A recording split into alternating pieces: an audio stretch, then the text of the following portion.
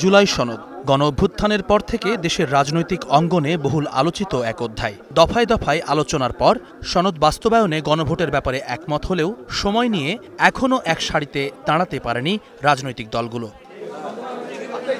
সোমবার আগারগাঁওয়ে পূর্ণাঙ্গ কমিশনের সঙ্গে বৈঠক করে জামায়াতে ইসলামী। বৈঠক শেষে দলের নায়েবে আমির জানান, জাতীয় নির্বাচনের আগেই গণভোট করার প্রস্তাব দেয়া হয়েছে কমিশনকে।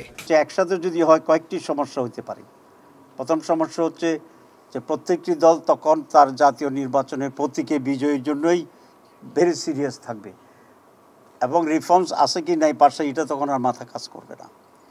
দুই, ইলেকশন যদি কোনো জায়গায় দখল হয়ে যায় তাহলে রিফর্মসের ব্যালটও দখল হয়ে যাবে। আমরা রিকোয়েস্ট করেছি যদি ন্যাশনালি সিদ্ধান্তটি হয় যেটা আলাদাভাবে হবে, যেটা আমরা চাচ্ছি নভেম্বরে, বাংলাদেশ জামাত ইসলামী সহ আমরা অনেকগুলো দল চাচ্ছি।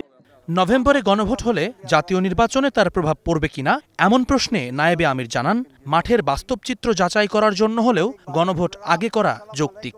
যেই নির্বাচন করতে গিয়ে যদি ঝামেলা হয়ে যায় তাহলে জাতীয় নির্বাচনের তো সেটা আবার অনিশ্চিত হয়ে যাবে। তো এই নির্বাচনে যদি ঝামেলা হয় তো এটা তো আমরা আগে একটু বুঝলাম, বরং ভালো যে নির্বাচন আপনি ঝামেলাটা সহ যদি জাতীয় নির্বাচনে যান, ওইটাতে যদি ঝামেলা হইয়া যায় তাহলে দাম সালা দুইটাই চলে যাবে। প্রায় ২.৫ ঘন্টার বৈঠকে উঠে আসে পিআর পদ্ধতিও। জাতীয় নির্বাচনে প্রচলিত পদ্ধতির পাশাপাশি পিআর পদ্ধতি বিবেচনায় রাখার আহ্বান জানায় দলটি। ৫৪ বছরের নির্বাচনে ট্রেডিশনাল পদ্ধতি নির্বাচনকে সুষ্ঠু করে নাই, বরং অসুস্থ নির্বাচন আমরা পেয়েছি।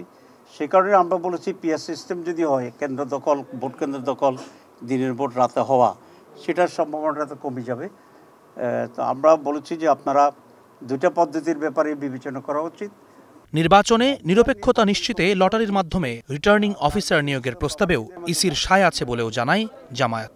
সেটি আমাদের গভর্নমেন্ট বলেছে যে তারা লটারির মাধ্যমেই এই সমস্ত নিয়োগগুলো করবে। জুম্মান সাদিক, জ্যাভলিন, স্টার নিউজ, ঢাকা।